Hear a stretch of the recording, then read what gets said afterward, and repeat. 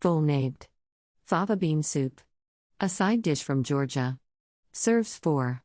You will need 8 ingredients.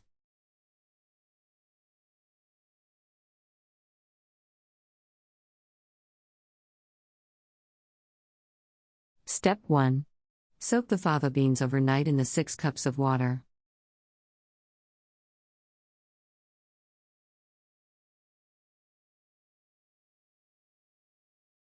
Step 2. Drain the beans but reserve the water and set aside. Remove the skins from the beans and put them in a saucepan.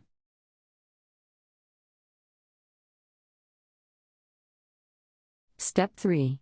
Measure the reserved soaking water and add enough to make 6 cups. Add this to the beans.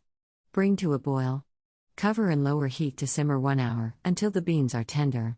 Puree the beans in a blender. Culture. Return the bean puree to the saucepan.